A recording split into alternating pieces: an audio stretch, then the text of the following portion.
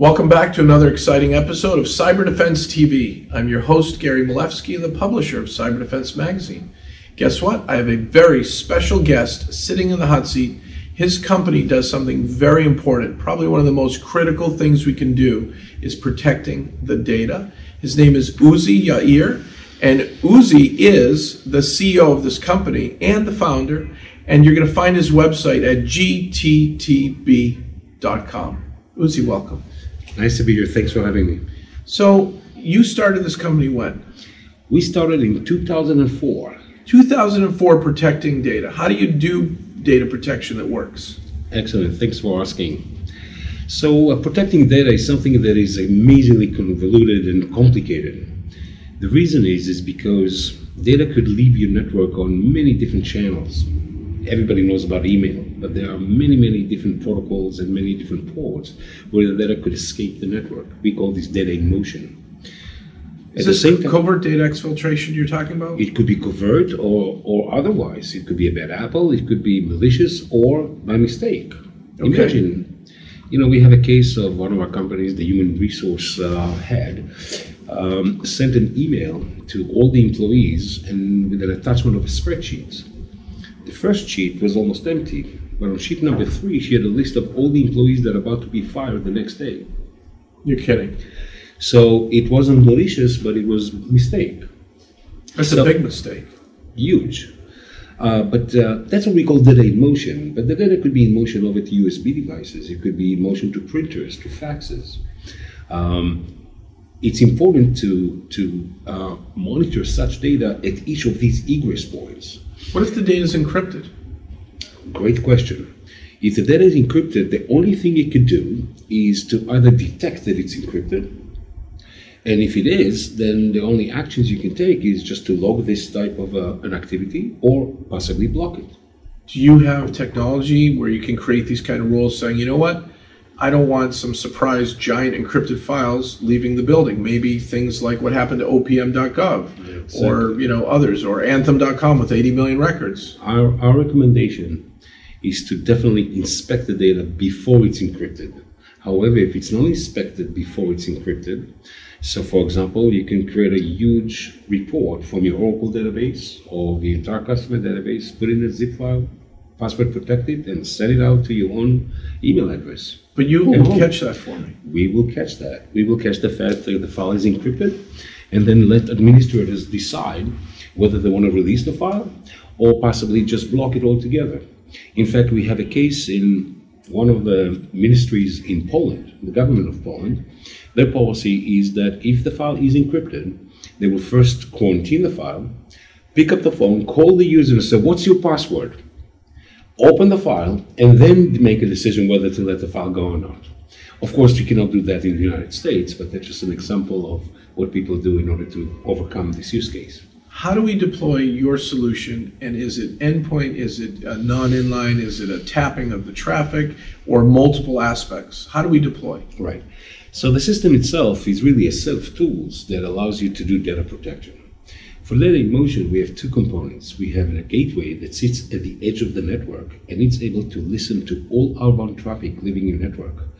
By the way, when I say your network, I also mean your cloud, because the same thing, because not only you want to do data exfiltration from your network, but what about data exfiltration from your cloud account? So lately we've been seeing lots of companies who are looking to monitor outbound transmission from the cloud. So for that, we have a gateway that would allow us to monitor all traffic. And you virtualize it so it can be quickly deployed in the cloud? It installs in 13 minutes. It's provided as an ISO file with the entire system inside, and in 13 minutes it installs, and it's totally virtualized. But that's only one component. Of course, people will tell you that if you wanted to protect data, you first need to discover it. Where is it?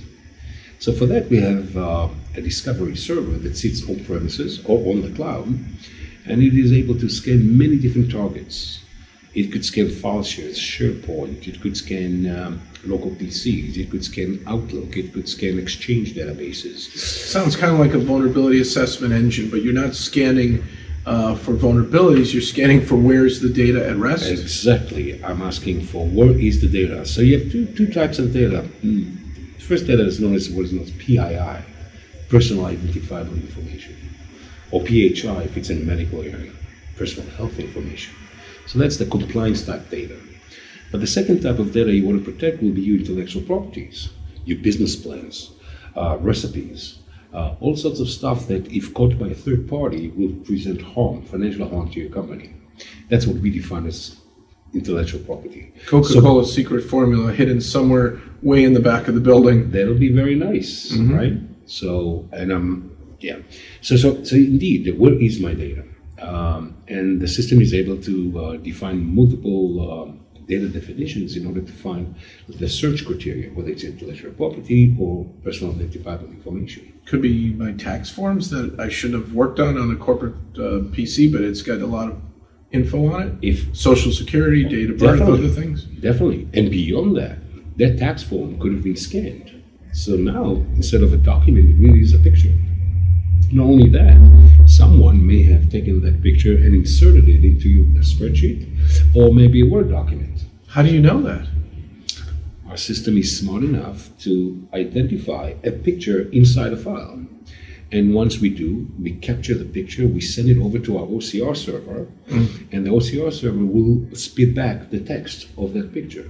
So you can tell the client and say to the IT, and you have a dashboard for the IT administrator and an alert system saying, hey, IT person, we just found a spreadsheet sitting on this computer and they haven't maybe sent it out yet, and they were trying covert exfiltration by hiding pictures within non-picture files. We do it in real time. That's phenomenal. In real time. What about the blocking or the quarantining? Are you involved in that? Yes, so that's part of what we call data in motion. And as far as quarantining is concerned, mainly we're talking about email transmissions under the SMTP protocol. So for that, our gateway that I spoke about before is a full MTA. Really? And it is able to quarantine emails, alert administrators, possibly alert the email violators, or alert their boss for that matter, and give them the chance to remediate. The remediation has three different things. They can release the email, they can delete the email, or maybe route it for an encryption gateway so that the email would leave safely outbound. 200 employees in a building, and I don't want a single one of them using their built-in Windows USB drive. How quick can you shut that down? In less than a second. In less than a second. I have 2,000 employees. Hold on. I have 2,000 employees now. How quick? Right. It's one checkbox. Less than a second. It doesn't matter how big the network? No. Because what happens is the agents themselves are checking for policy changes on the central console. As soon as you check no usage of USB devices, all the agents say, I got it, everything is going to be shut down. So is this more of data leakage prevention than just data loss? I mean, you're really catching it all over the place, no matter where it's going to try to leak. You're absolutely correct. And the word leakage and loss is interchangeable, and it changed over time. In the old days, this space was called outbound monitoring and filtering. But I don't want to leak even a packet of data, because if it's data loss, that means maybe I lost the record, right? And I don't want theft. So you go so fast with your solution that you're going to save my business from a huge fine, whether it's HIPAA or GDPR or if it's SOX. There's so many regulations that you get a lot of trouble when the data is stolen. And most companies always, when they've had the breach, they fire the CISO and they come out to the media with an excuse. And it sounds like they aren't running your solution. The ones that have been victimized are not running GTB.com's DLP solution. I wish they have, but I must tell you that oftentimes the reason there's a breach is because of bad settings. And do you remember the Target breach? Oh, yeah. Oh, boy.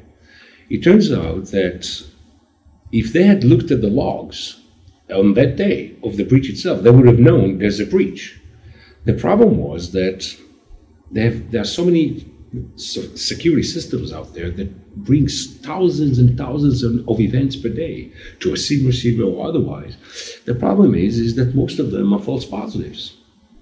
So administrators forget it. They say forget it. And one day, it's like the sky is falling, and then when the sky falls, they ignore.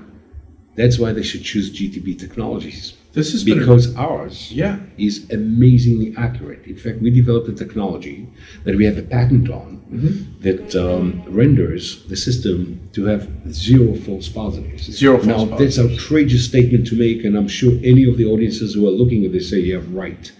I invite them to check me out on that. That sounds and great. And we will prove it. So, Uzi, this has been a great interview. You made it through the hot seat. And what I've learned is that if there's going to be a next-gen DLP solution out there, you already have it.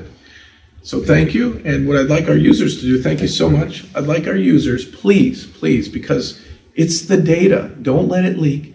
Stop the data leakage right away, because it's really not the person, it's not the network, it's not the traffic, it's the data. You need next-gen DLP. You need a DLP solution that works and that's easy. And his company has it, so go to gttb.com. Check him out today and come back next time for another exciting episode of Cyber Defense TV. Thank you.